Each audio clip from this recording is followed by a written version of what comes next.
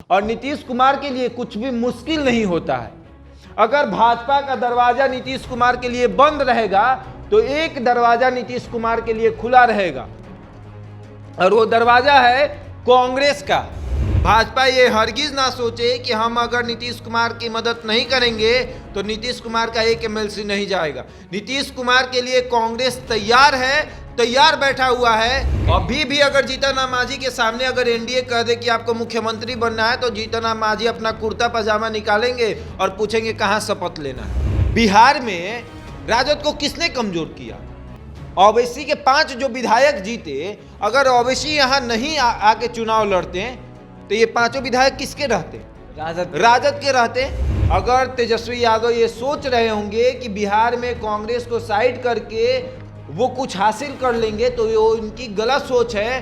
कांग्रेस राजद को दिखा देगा कि मेरे बिना आपका कुछ नहीं होने वाला है। भले ही आज 19 विधायक हैं, लेकिन उस 19 विधायक के लिए इनको वामपंथी दल और ओवैसी के पार्टी के सामने हाथ जोड़ना पड़ेगा, कांग्रेस के सामने हाथ नहीं जोड़ना पड़ता। बिल्कुल जैसे राजद को एक विधायक के लिए ओवैसी के सामने हाथ जोड़ना पड़ेगा, एक ऐसे दल के सामने हाथ जोड़ना पड़ेगा जिसने राजद को कमजोर कर दिया। कि जदयू और नीतीश कुमार भाजपा के ऊपर डिपेंडेंट नहीं है, उनके लिए कांग्रेस का दरवाजा खुला हुआ है।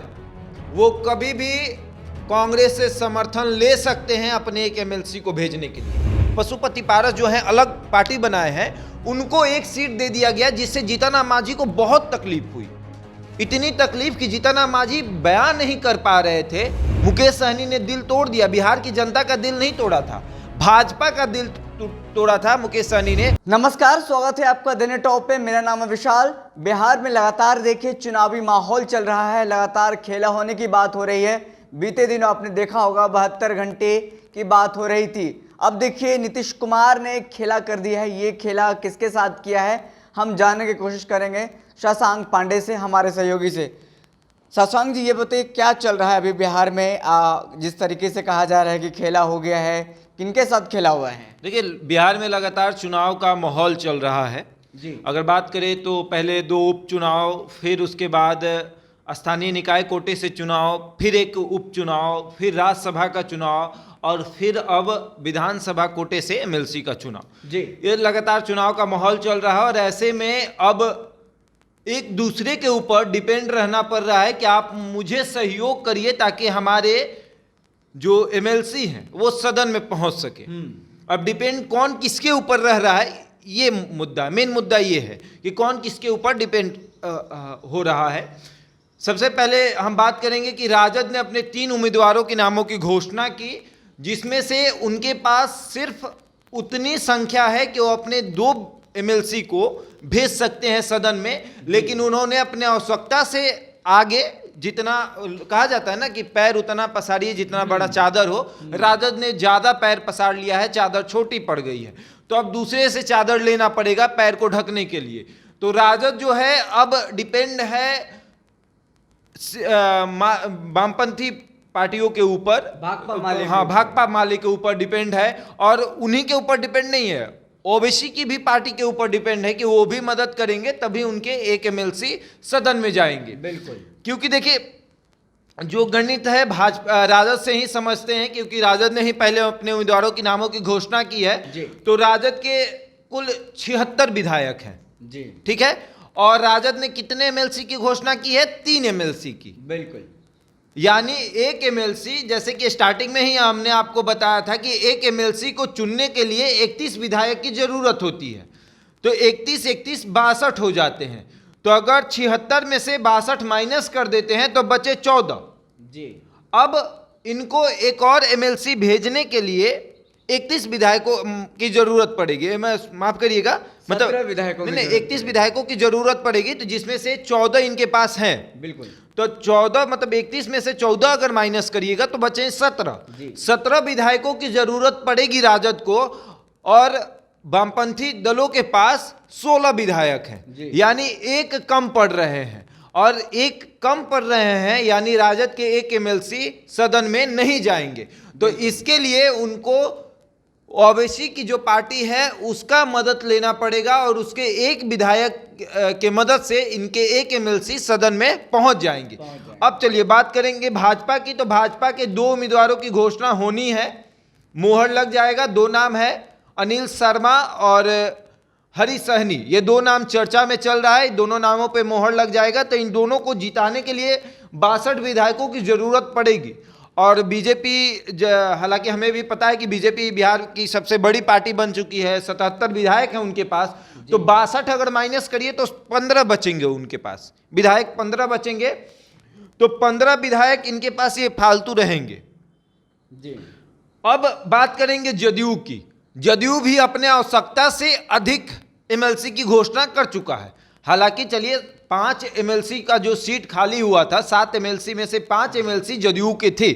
जदयू को तो नुकसान हुआ ये चीज, बिल्कुल जदयू को ये नुकसान हुआ है कि उनके 5 में से 3 एमएलसी जो हैं वो राजद के पास चले गए हैं। वो सीट राजद के पास चला गया है, एमएलसी नहीं गए हैं, वो सीट चला गया है राजद के पास।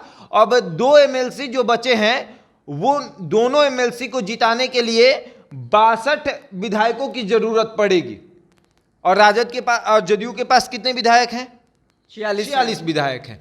तो अगर 46 में से 31 माइनस करेंगे, एक को जिताने के लिए 31 माइनस करेंगे तो इनके पास 15 बच रहे हैं जी।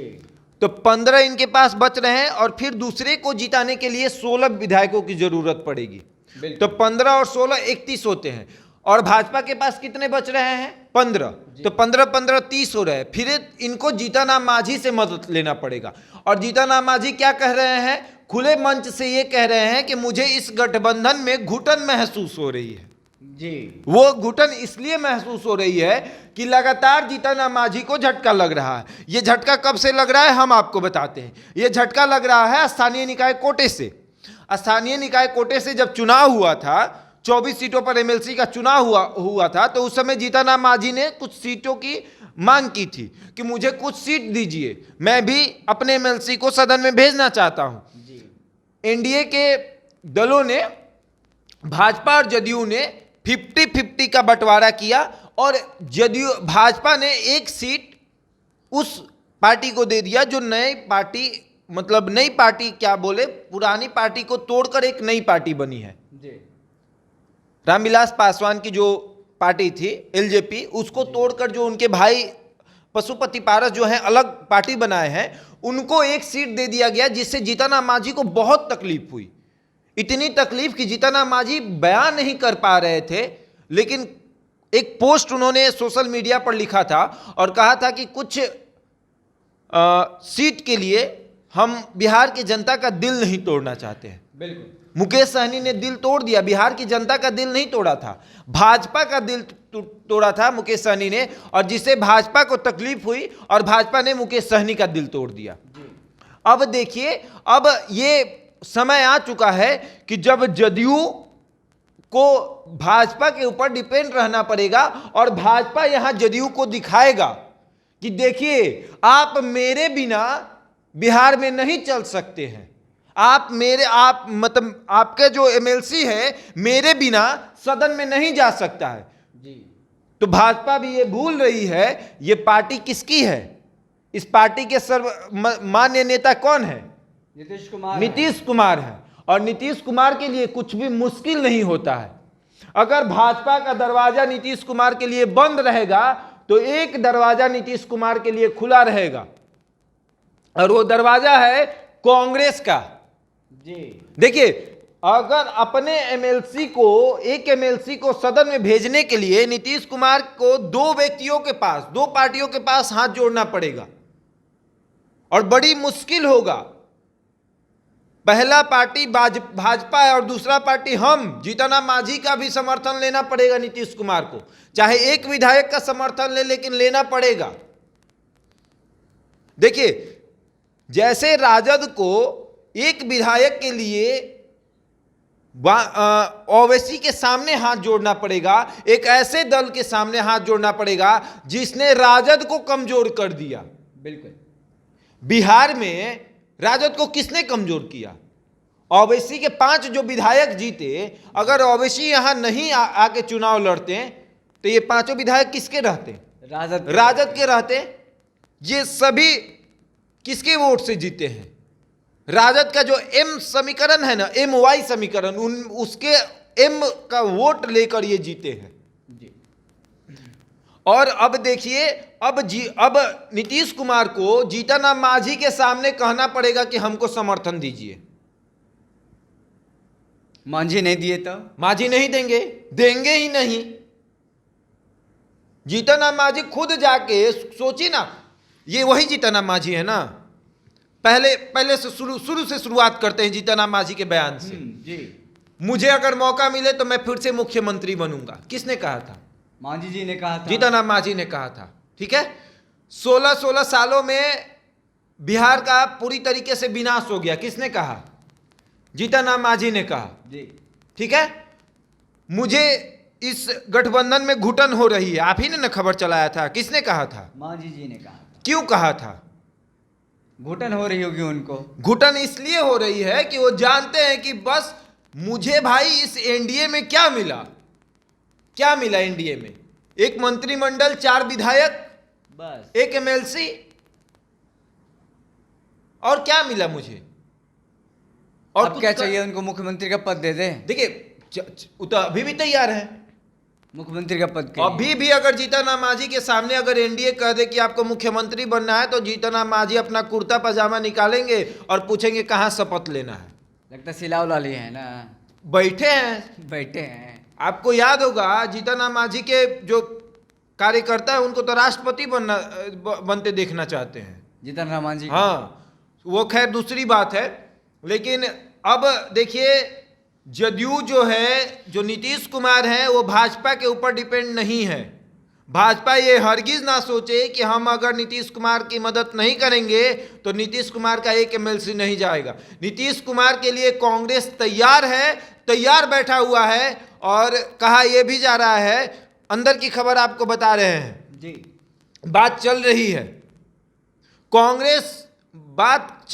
कांग्रेस के साथ नीतीश कुमार का। कांग्रेस क्यों मदद करेगी? बिल्कुल करेगी। कांग्रेस हर उस व्यक्ति का मदद करेगी जो राजद के विरोध खड़ा होगा। अच्छा, राजद के विरोध में। बिल्कुल, कांग्रेस बिहार में हर उस पार्टी की मदद करेगी जो राजद के विरोध में खड़ा रहेगा, जो राजद के मदद कर देगी तो? नहीं, बीजेपी की मदद नहीं करेगी। बीजेपी भी तो राजद के अगेंस्ट में। नहीं, बीजेपी कांग्रेस के भी अगेंस्ट खड़ी है ना। जदयू कांग्रेस के अगेंस्ट नहीं खड़ी है। अच्छा, जदयू कांग्रेस के अगेंस्ट नहीं खड़ी है, जदयू राजद के अगेंस्ट खड़ी है। और कांग्रेस अब राजद के अगेंस्ट खड़ा होने वाला है।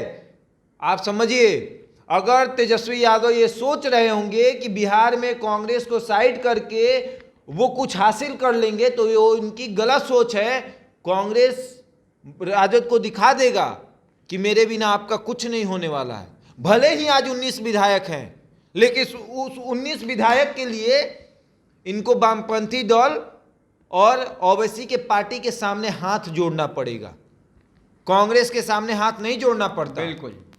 लेकिन कांग्रेस को इन्होंने अलग करके ये साबित कर दिया कि इनके साथ जो खड़ा रहेगा उसके साथ ये विश्वासघात करेंगे। और अब सबसे बड़ी बात ये बात अब ये है कि MLC, जदयू का 1 MLC कैसे जीतेगा। भाजपा के अगर विधायक ये सोच रहे होंगे कि जिस दिन चुनाव होगा उस दिन हम लोग अपना बोरिया बिस्तरा समेट के निकल जाएंगे, जितना जरूरत पड़ेगा उतने ही विधायक यहाँ पर रहेंगे, बाद बाकी यहाँ से बोरिया बिस्तरा समेटेंगे, चले जाएंगे। फोन जाएगा तो कहेंगे अरे वो देखिए ना, हम तो भूल गए थे, हम तो आ गए थोड़ा सा घूमने आ गए हैं परिवार के साथ, हम तो थोड़ा सा शादी में आ गए हैं, थोड़ा मतलब सड़कने लगेंगे। तो ये बात वो भूल जाए कि जदयू और नीतीश कुमार भाजपा के ऊपर डिपेंडेंट नहीं है। उनके लिए कांग्रेस का दरवाजा खुला हुआ है। वो कभी भी कांग्रेस से समर्थन ले सकते हैं अपने 1 MLC को भेजने के लिए। बीजेपी तो ऐसे भी मजबूर है, वो आराम से समर्थन दे देगी जेडीयू को। किस बात पे मजबूर है बीजेपी? किस बात पे मजबूर है? मुख्यमंत्री बनाने नहीं, किस बात पे मजबूर है? सर्वमान्य एक बात है ना, किस बात पे मजबूर है? सर्वमान्य नेता नीतीश कुमार है। पुल का उद्घाटन होता है, जदयू के कई गो नेता जाते हैं।